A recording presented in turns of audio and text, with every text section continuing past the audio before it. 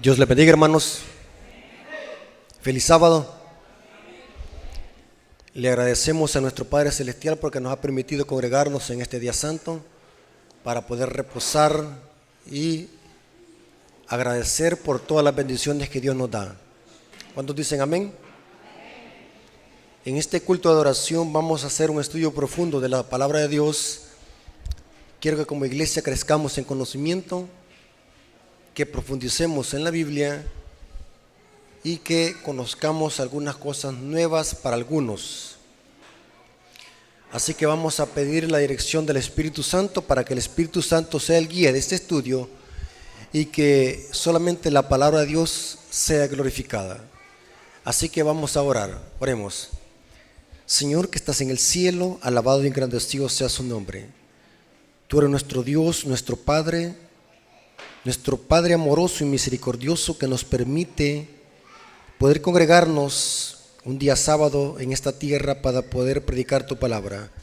Bendice, Señor, nuestras vidas, nuestra mente y nuestro corazón, que puedan estar atentos a tu palabra. Te lo suplicamos en el nombre de Jesús. Amén. Ok, hermanos, vamos a estudiar la Biblia. ¿Para qué es el púlpito, hermanos? El púlpito única y exclusivamente ¿para qué es? ¿Para predicar qué? La palabra de Dios. No es para venir a contar chistes. No es para venir a hablar de nuestra vida personal. No es tampoco para contar historias y anécdotas. Es únicamente ¿para qué? Para predicar la palabra de Dios. Tengamos cuidado con esa clase de predicadores que están surgiendo en la iglesia adventista, que solamente se basan en emociones y entretención, tipo predicaciones pentecostales. Ese no es el mensaje bíblico. El mensaje bíblico es predicar ¿qué? La palabra de Dios. ¿Sí? La autoridad máxima es la escritura. Si no está escrito, no lo crea. ¿Estamos de acuerdo en eso, hermano? Hay que estudiar. Por lo tanto, el culto divino es para predicar la palabra de Dios. No es para venir a hablar de política. No es para venir a hablar del prójimo. Es para predicar que únicamente la palabra de Dios. Si a usted le quedó el saco, agárrelo. Pero el objetivo es predicar la palabra de Dios. ¿Estamos de acuerdo? En este estudio vamos a ver las dos formas de que el santuario era contaminado en la liturgia hebrea. Porque necesitamos conocer por qué el santuario celestial tiene que ser purificado. Dicen los protestantes, cuando uso el término protestante me refiero al protestantismo apóstata, que se han olvidado de las escrituras. Por eso usamos muy a menudo el término protestante. Nos referimos al protestantismo apóstata que sigue doctrinas y mandamientos ¿de quién? De la madre de Roma. El protestantismo apóstata dicen así: los adventistas predican el error porque predican la doctrina del santuario. ¿Cómo es posible que en el cielo haya pecado para que Dios purifique el santuario? Noten cómo dice Daniel 8:14. Y él les dijo: hasta 2300 tardes y mañana el santuario será purificado. ¿Acaso hay pecado en el cielo? ¿Acaso en un lugar donde hay pureza y santidad hay pecado? ¿Por qué Dios tiene que purificar el santuario? ¿De cuál santuario se habla aquí? Es del santuario celestial. Los adventistas nacimos en armonía a esta profecía daniélica. Hasta 2300 tardes y mañana el santuario será purificado. esta doctrina es la que nos distingue del resto de los demás cristianos, la doctrina del santuario. Podemos compartir otras doctrinas y creencias con otras iglesias, pero la doctrina del santuario es exclusiva y única del pueblo adventista. La doctrina del santuario. La pregunta que necesitamos responder es la siguiente: ¿por qué Dios necesita purificar el santuario celestial? ¿Acaso hay pecado en el cielo? ¿Cómo es posible que en un lugar santo, donde mora Dios y los ángeles celestiales, haya pecado? ¿Hay pecado en el cielo? No creo que haya pecado en el cielo, porque Dios no mora en el pecado.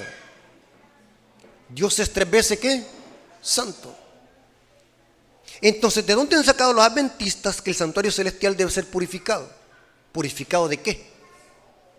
Aquí dice, hasta 2300 tardes y mañana el santuario será purificado. ¿Cómo poder explicarle a un protestante esta creencia?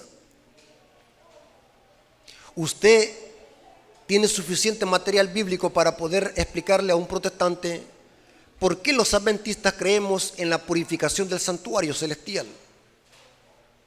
Y noten que el santuario celestial es el gran original del cual Moisés tomó una copia.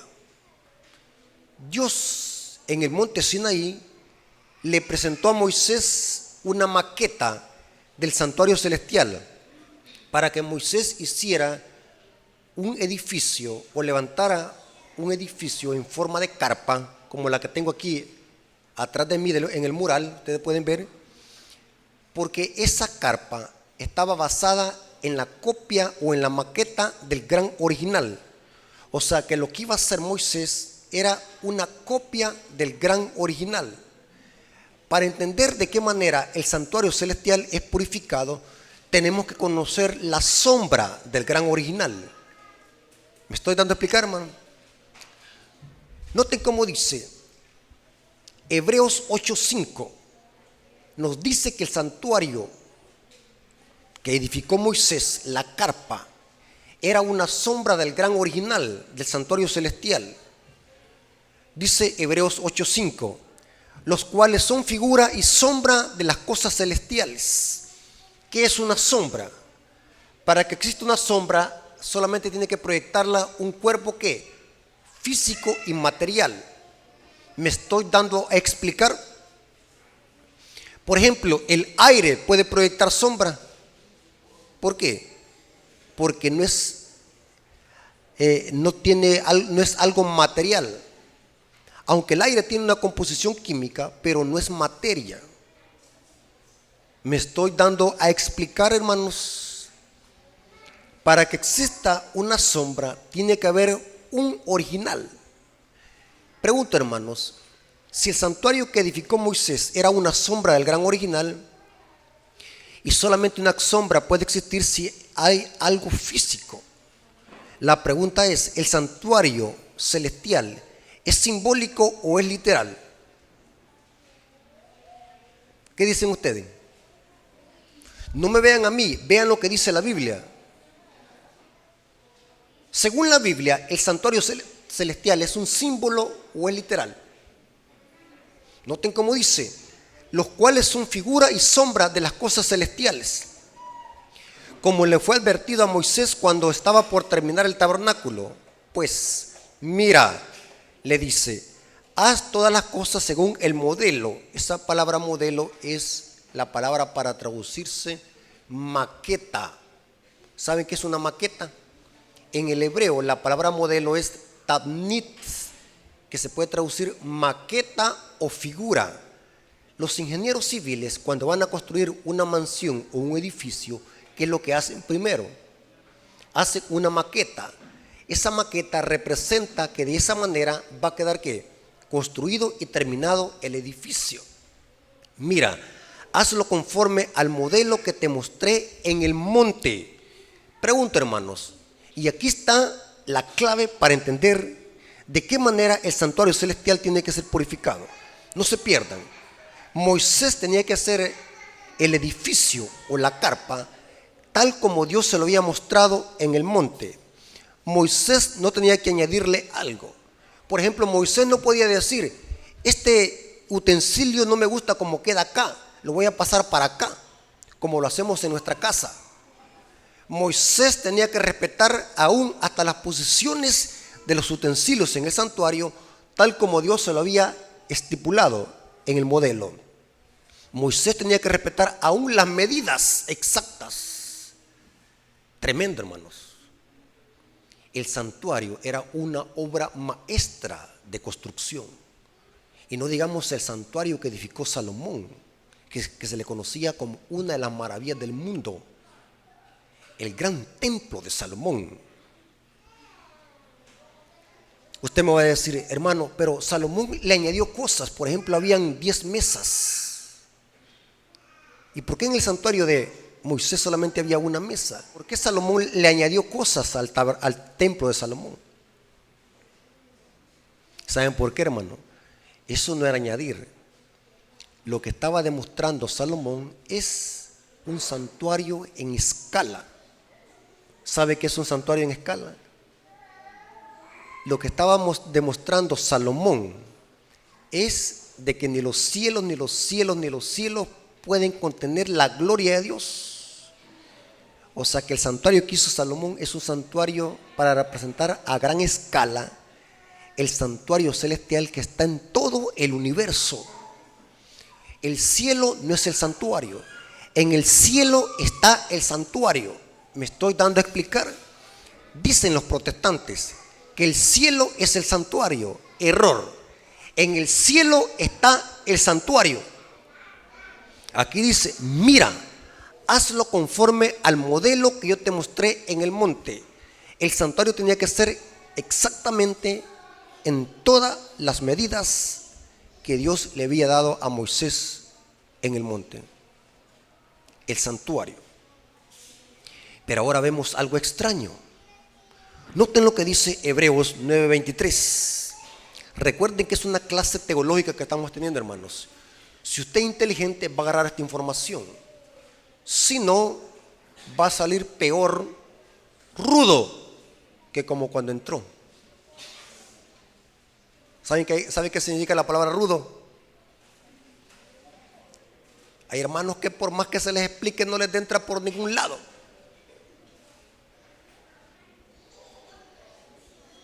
Algunos porque tienen falta de ¿qué? ¿Cómo se llama la vitamina que refuerza el cerebro? B12 va. Y a otros no les entra en el cerebro porque comen mucha carne, mucha comida chatarra. Eso dice el Espíritu, pero sí, hay gente que no entiende en la iglesia los temas, por mucho que se les explique, porque están comiendo mucha comida chatarra, mucha carne, y la carne entorpece el cerebro. Hay hermanos que por más que se les explique, mire aquí, ve, con A, E, I, O, U, no entienden. Noten cómo dice Hebreos 9:23. Era pues necesario que las representaciones de las cosas celestiales fuesen purificadas con estos ritos, pero las cosas celestiales mismas con mejores sacrificios que estos. Como dice el escritor de Hebreos, que así como el santuario terrenal era purificado, también el celestial tiene que ser purificado con mejores sacrificios que estos. Se vuelve a enfatizar de que el santuario celestial tiene que ser purificado con mejores sacrificios que estos. Pero la pregunta que necesitamos responder es, y buscarle una salida, ¿cómo es que el santuario celestial tiene que ser purificado? ¿Acaso hay pecado en el cielo? Aquí dice que este tiene que ser purificado con mejores sacrificios. Interesante. Para saber si en el cielo o en el santuario celestial hay pecado o no, y de qué manera tiene que ser purificado y cuándo será purificado, según la profecía daniélica de Daniel 8:14, los adventistas, conocedores de la teología, apocalíptica sabemos de que el santuario cuando empezó a ser purificado, cuando iniciaron los 2300 tardes y mañanas y cuando culminaron, y cuando inició esa purificación del santuario. Los adventistas conocemos de que los 2300 tardes y mañanas se deben de empezar a contar desde el momento que Astarjerjes da el decreto en el año 457 a.C. para reconstruir Jerusalén. Y esas 2300 tardes y mañana culminan, ¿en qué fecha? El 22 de octubre de 1844. Todo adventista debe de conocer perfectamente eso, a menos que sea recién entrado a la iglesia.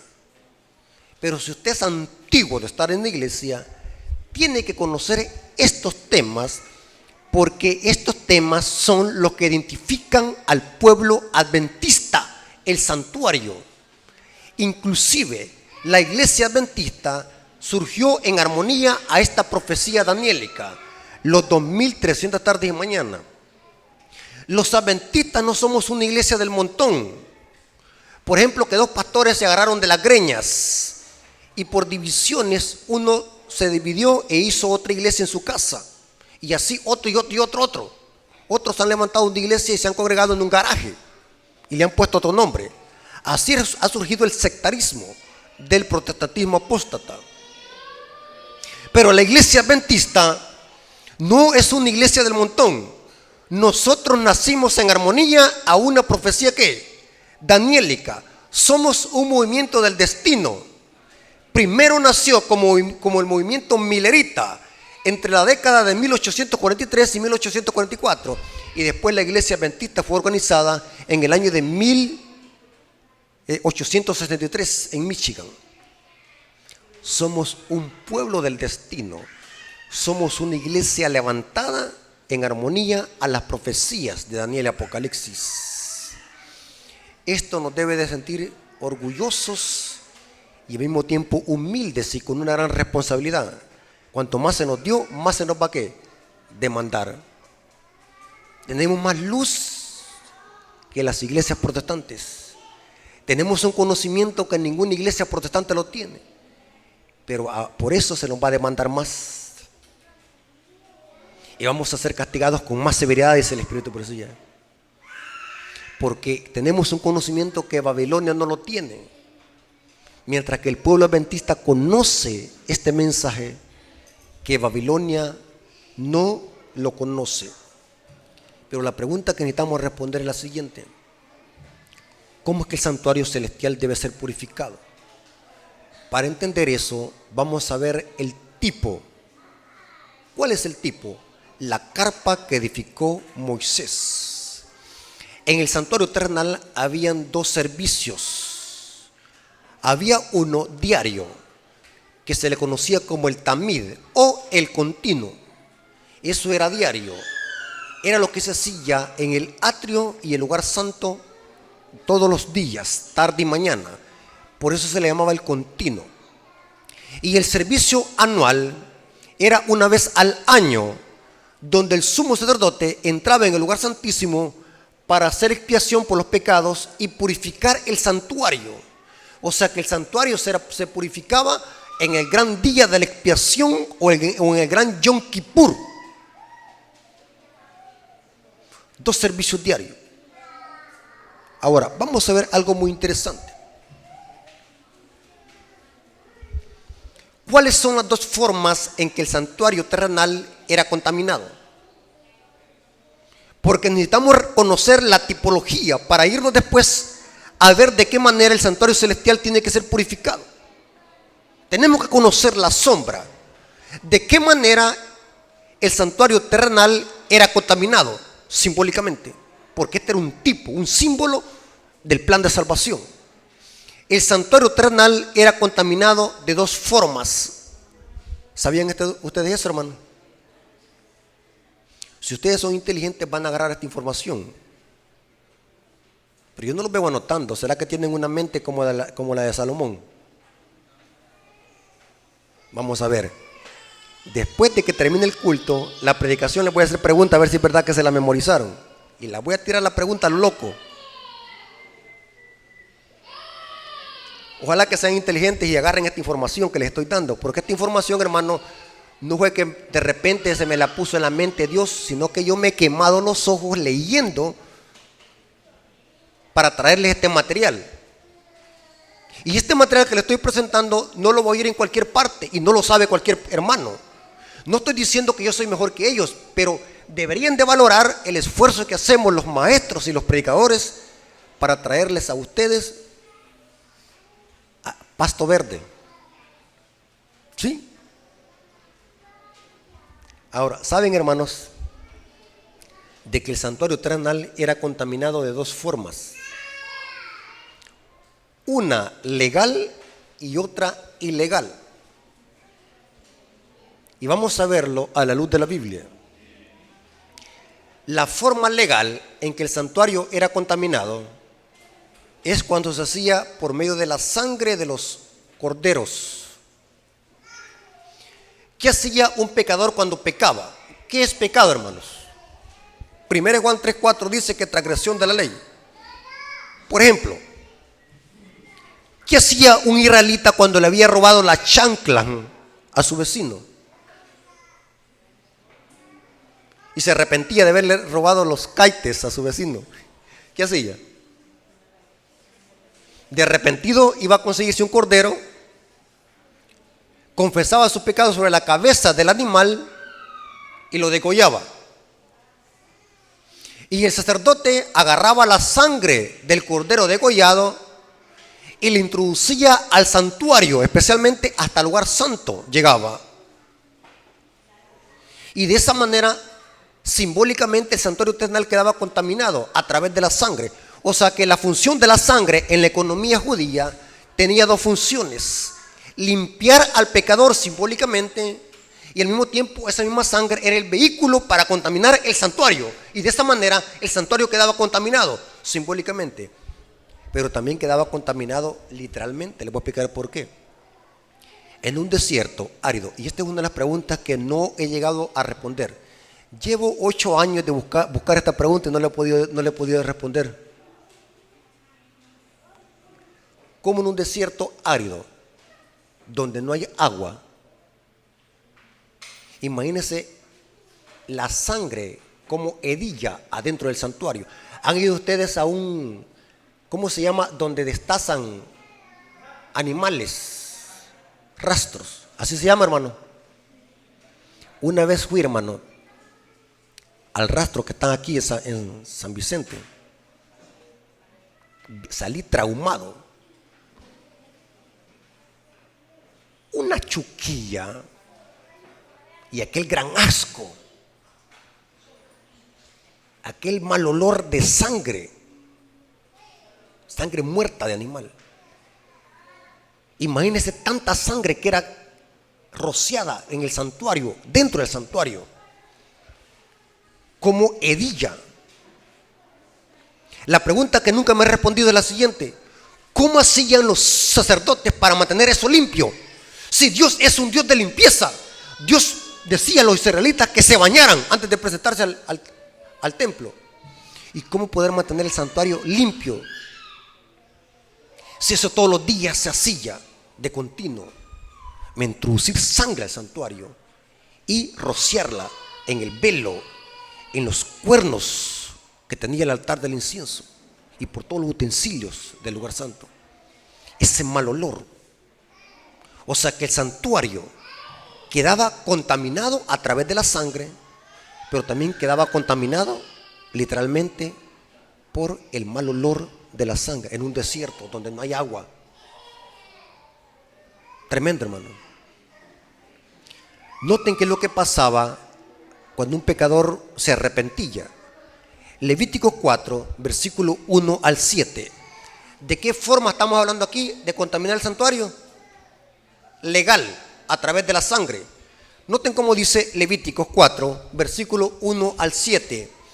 Habló Jehová a Moisés diciendo: habla a los hijos de Israel y diles: cuando alguna persona pecare por hierro Alguien me preguntó, hermano, ¿qué significa la palabra hierro?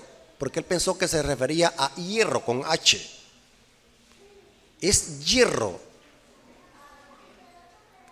¿Qué significa hierro? Otras versiones traducen así: pecado accidental o por ignorancia. O sea que en el pueblo de Israel habían varios tipos de pecado. Habían pecados por ignorancia accidentales y habían pecados de rebelión planeado con mano alzada. Esos pecados que se hacían con mano alzada eran los que se merecían la pena de muerte en la teología y en la teocracia de Israel. Por ejemplo, encontramos, y esto los protestantes no lo entienden porque no estudian esta clase de tema. Alguien dice, y me voy a salir un poquito, vamos a volver al carril. Los adventistas a nadie apedrean ahora por quebrantar el sábado.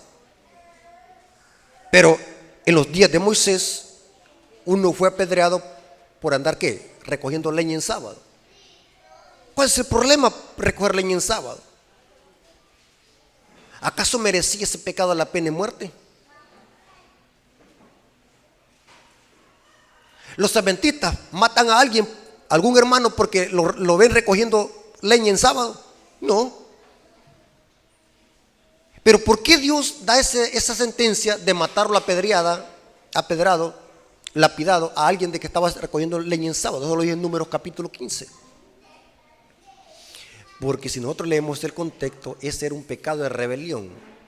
Esta persona que andaba recogiendo leña en sábado lo hizo a propósito para provocar la ira de Dios. Él sabía perfectamente bien de que no había necesidad de encender fuego ni de recoger leña, porque la comida Dios la daba caliente en el desierto, el maná. No había necesidad de recoger leña. Esta persona lo que estaba haciendo es provocar a Dios adrede. ¿Me estoy explicando, hermanos? Un pecado de rebelión es aquel que lo hace planeado, a propósito. En cambio, un pecado por hierro es aquel accidental, que no fue planeado. Cuando alguna persona pecare por hierro en alguno de los mandamientos de Jehová sobre las cosas que no se han de hacer, e hiciera alguno de ellos, si el sacerdote ungido pecare, o sea, si también el sacerdote pecare, porque también ellos eran pecadores, según el pecado del pueblo, ofrecerá a Jehová por su pecado que habrá cometido un becerro sin defecto para expiación. Traerá el becerro a la puerta del tabernáculo, o sea, aquí, a la puerta del tabernáculo de reunión delante de Jehová, y pondrá su mano sobre la cabeza del becerro y lo degollará delante de Jehová. Y el sacerdote ungido tomará la sangre del becerro, noten que la sangre es el vehículo, y la traerá al tabernáculo de reunión, y mojará el sacerdote su dedo en la sangre, y rociará de aquella sangre 7 veces delante de Jehová hacia el velo del santuario. Y el sacerdote pondrá de esa sangre sobre los cuernos del altar del incienso aromático que está en el tabernáculo de reunión delante de Jehová, y echará el resto de la sangre del becerro al pie del altar del holocausto que está a la puerta del tabernáculo de reunión. De esta forma el santuario terrenal era contaminado legalmente por medio de la sangre. Esto es la contaminación del santuario legalmente, porque se introducía a través de la sangre. Les dije que la sangre tenía 2 funciones. ¿Cuál era? Limpiar al pecador y contaminar, ¿qué? El santuario. La sangre era el vehículo. Ahora, vamos a ver algo muy interesante. Vamos a ver ahora la forma ilegal de contaminar el santuario. Saben de que había una forma ilegal para contaminar el santuario. ¿Y cuál es? Cuando el pueblo de Israel caía en apostasía, rebelión e idolatría.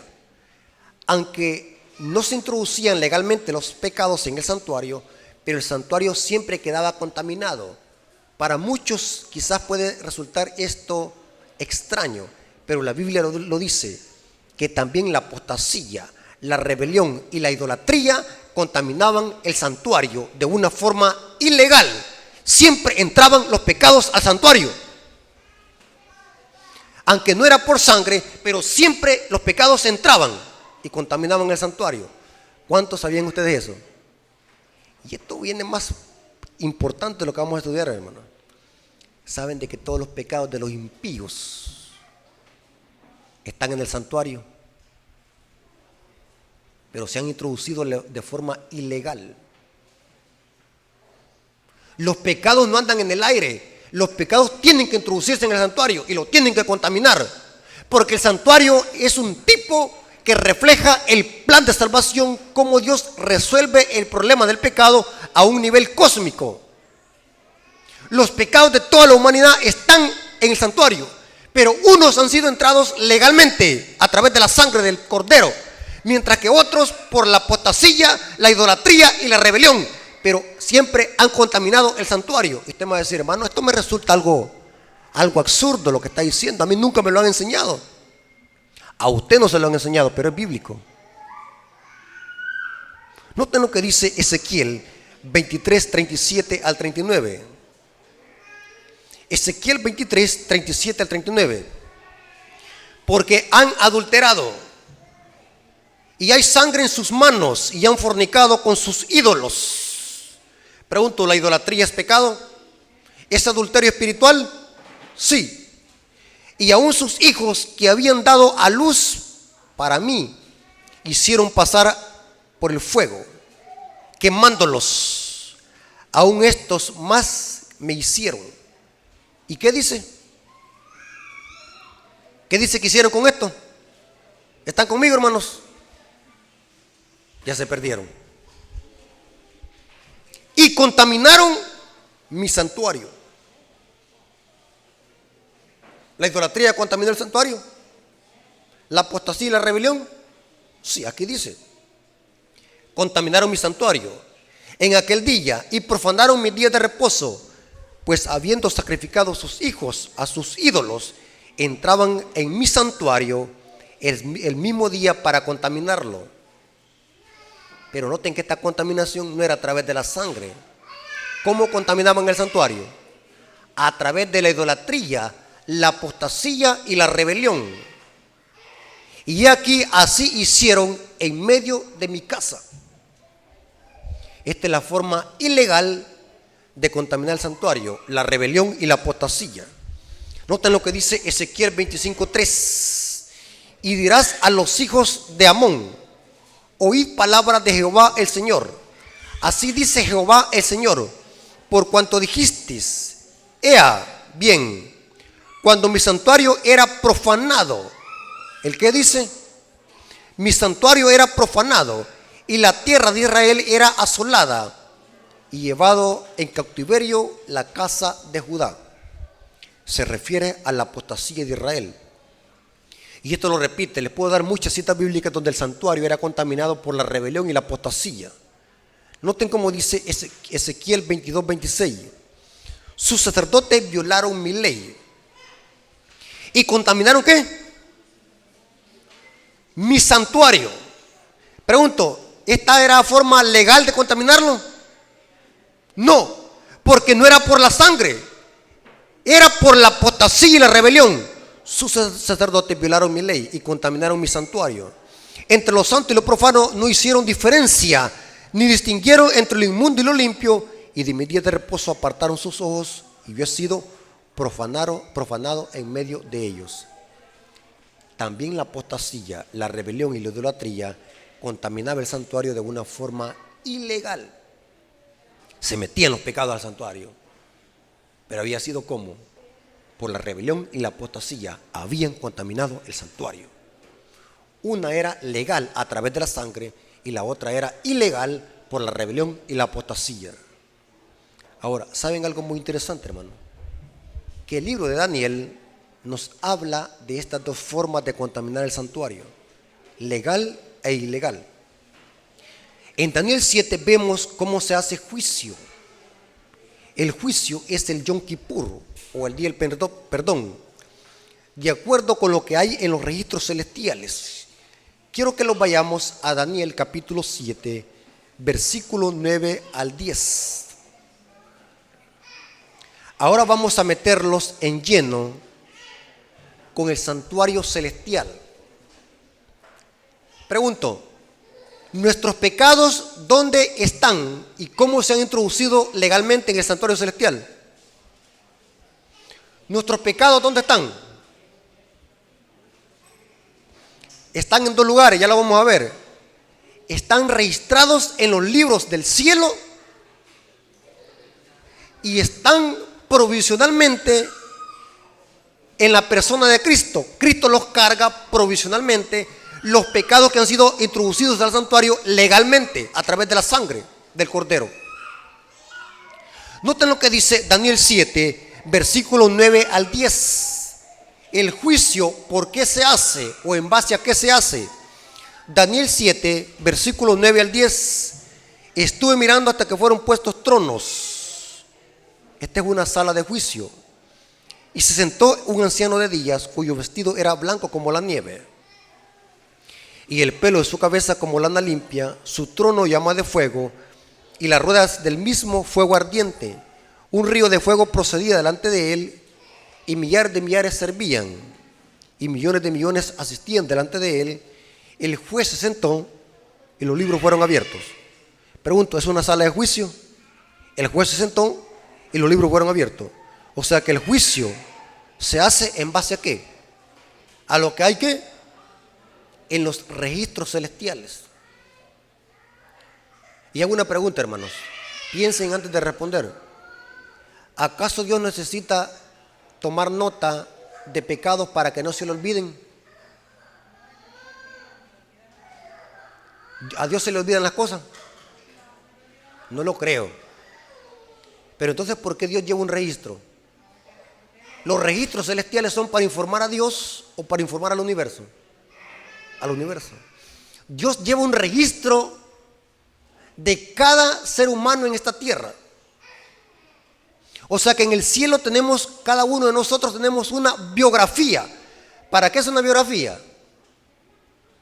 Es una descripción exacta de nuestra vida terrenal. Y saben algo muy interesante, hermano. A Dios no se le pasa nada, todo lo anota.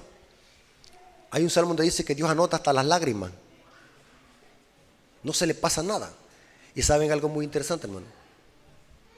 Nosotros estamos en dos lugares. Actualmente, como estamos vivos, estamos en dos lugares.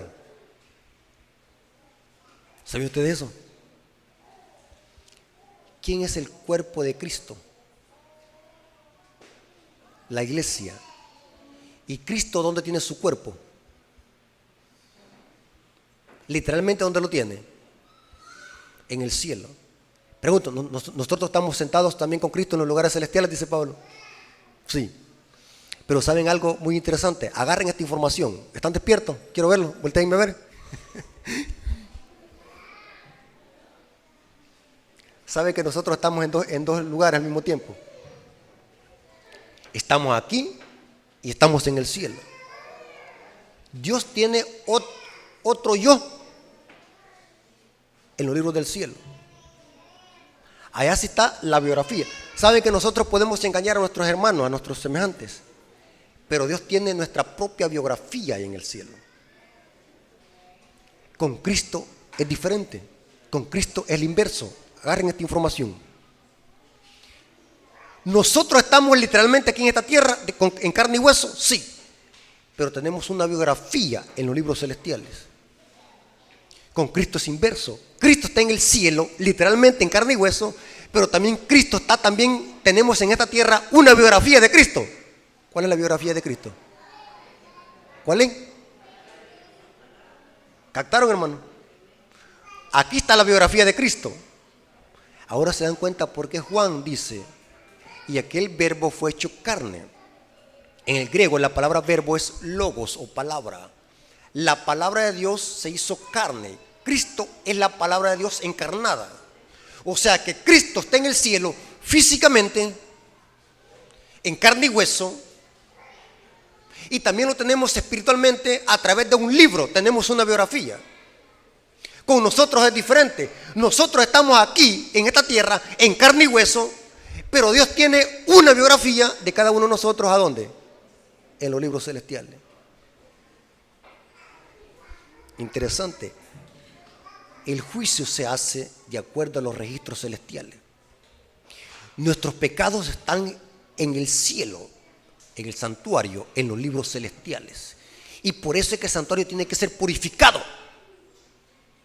¿Captaron en qué sentido el santuario celestial debe ser purificado?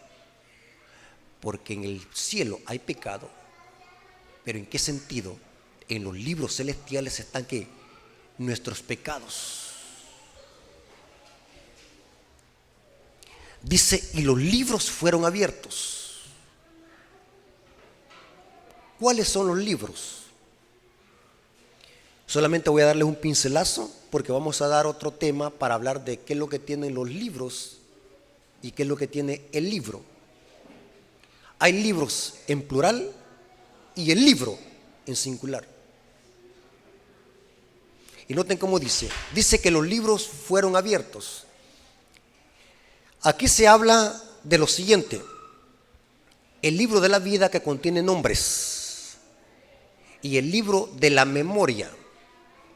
El libro de la memoria contiene un registro de buenas acciones y un registro de pecados. O sea que es un solo libro, pero en ese libro hay dos registros. Un registro de buenas acciones y otro registro de pecados. Mientras que el libro de la vida contiene solamente nombres. Y el juicio se hace de acuerdo a lo que está en los libros. ¿Cuál libro? En lo que hay en los libros de memoria, en los dos registros. Es un solo libro, pero se dice libros porque por los dos registros que están. ¿Me estoy dando a explicar, hermano?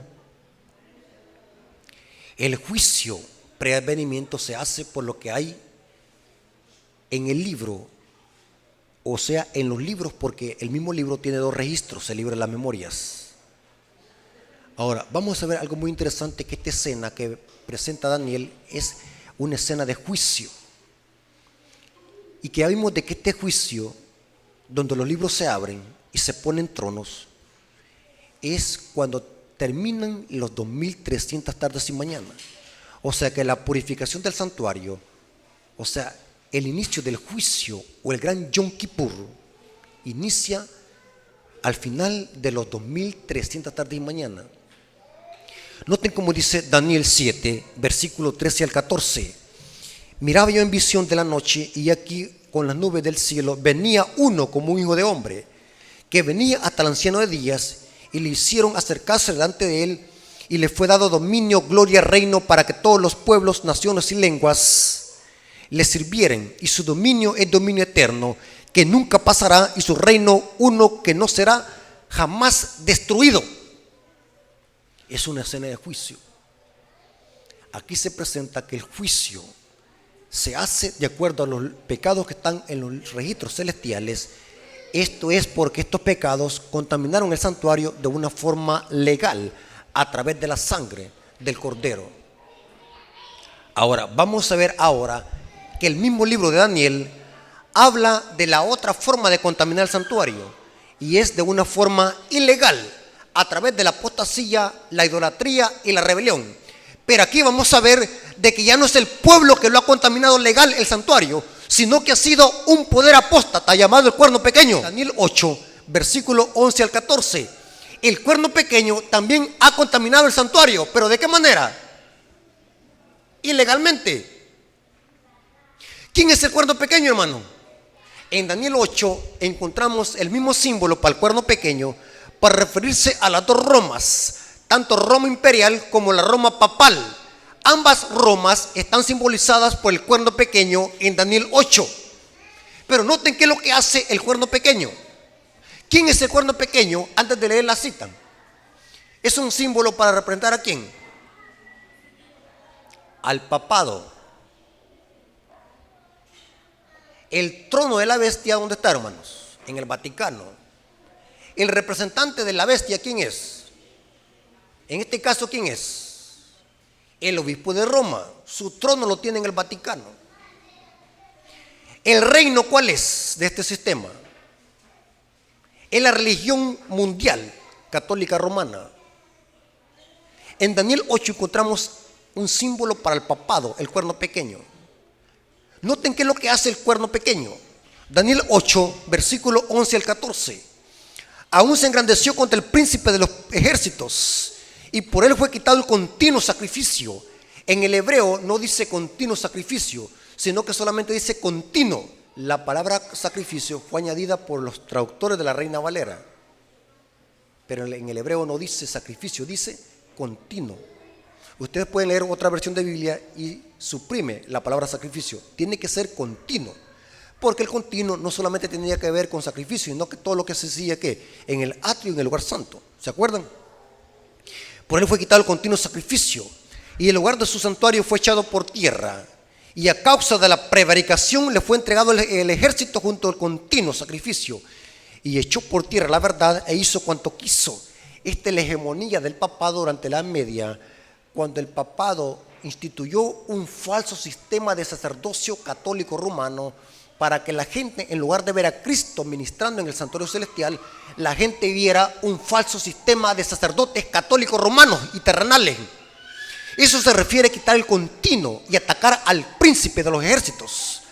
El papado instituyó un falso sistema de sacerdocio católico romano y echó por tierra la verdad e hizo cuanto quiso. Prosperó. Entonces oí a un santo que hablaba, y otro de los santos preguntó a aquel que hablaba: ¿hasta cuándo durará la visión del continuo sacrificio y de la prevaricación asoladora, entregando el santuario y el ejército para ser pisoteado? ¿Qué es lo que hace el cuerno pequeño con el santuario? Lo pisotea. ¿Cuál santuario pisotea el cuerno pequeño? Tiene que ser el santuario celestial. ¿Están conmigo, hermanos? El cuerno pequeño, al echar por tierra la verdad e instituir un falso sistema de sacerdotes católicos romanos para oficiar misas, que la misa es un sacrificio idolátrico que ataca la cena del Señor. De esa manera el papado, el cuerno pequeño, echó la verdad por tierra y la pisoteó simbólicamente. De esa manera el cuerno pequeño también contamina el santuario y tiene que ser purificado. En ese contexto, el versículo 14 dice: hasta 2300 tarde y mañana el santuario será purificado. O sea que en Daniel 8 encontramos una purificación del santuario, por lo que hace el cuerno pequeño en contaminar también el santuario. O sea que en el juicio que inicia al final de los 2300 tarde y mañana, en ese juicio se vindica al pueblo de Dios, se hace juicio por lo que está en los registros celestiales, y también se le hace juicio al cuerno pequeño.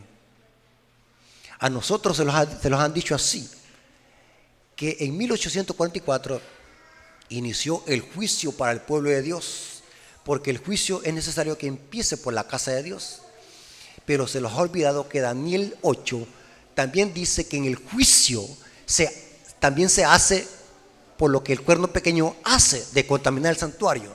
O sea que en el juicio investigador, Cristo purifica el santuario por haber entrado los pecados legalmente a través de la sangre, y también purifica el santuario por la abominación que hace el cuerno pequeño a través de su idolatría y su apostasía. Aquí va la pregunta que viene a continuación. Los pecados del papado, ¿a dónde están introducidos? Según lo que estamos estudiando, en el santuario.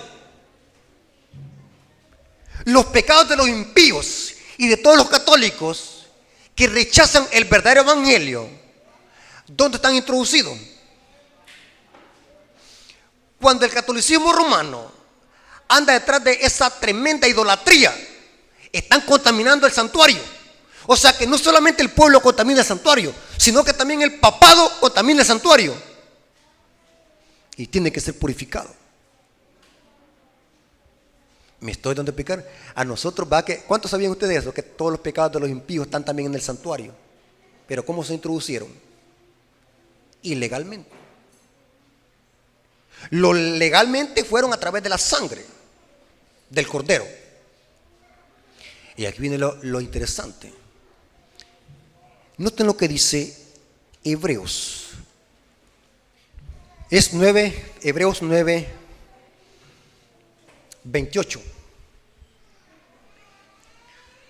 Agarren esta información que les voy a dar, hermanos. Ya aterrizamos, ya vamos a terminar.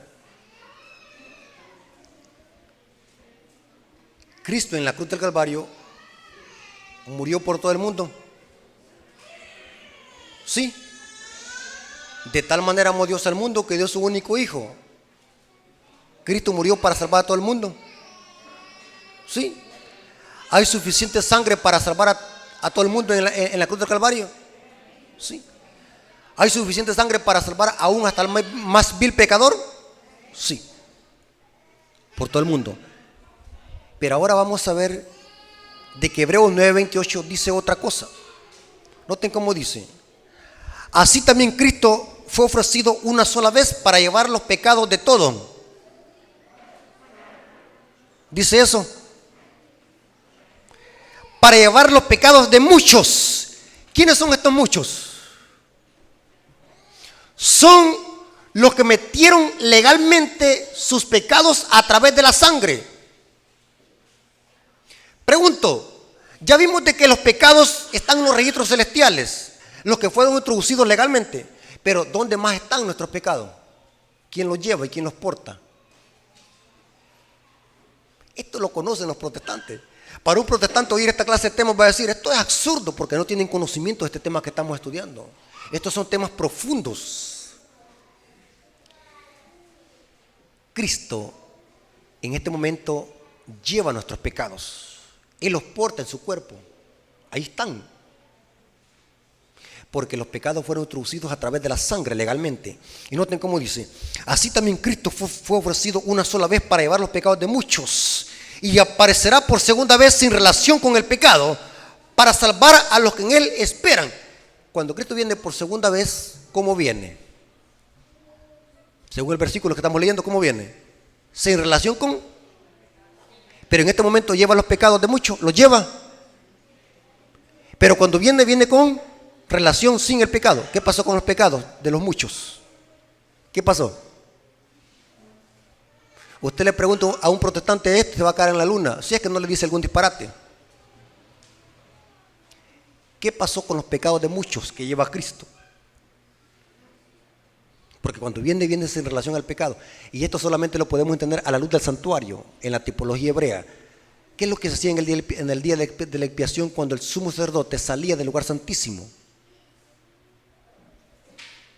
Depositaba simbólicamente los pecados del pueblo penitente, que se habían arrepentido, habían entrado legalmente al santuario por la sangre. El sumo sacerdote los depositaba sobre la cabeza del macho cabrillo Azazel. ¿A quién representa Azazel en la tipología apocalíptica? A Satanás. Cristo viene sin relación con el pecado, porque esos pecados que portaba de los muchos son depositados ¿sobre quién? Sobre Azazel, que representa que a Satanás. En él se va a cumplir el clímax de Romanos 6:23. La paga del pecado es muerte, porque el diablo es el culpable del pecado. ¿Y qué pasará ahora con los pecados de los impíos que fueron metidos ilegalmente en el santuario? ¿Qué pasará? Los impíos pagan por sus propios pecados.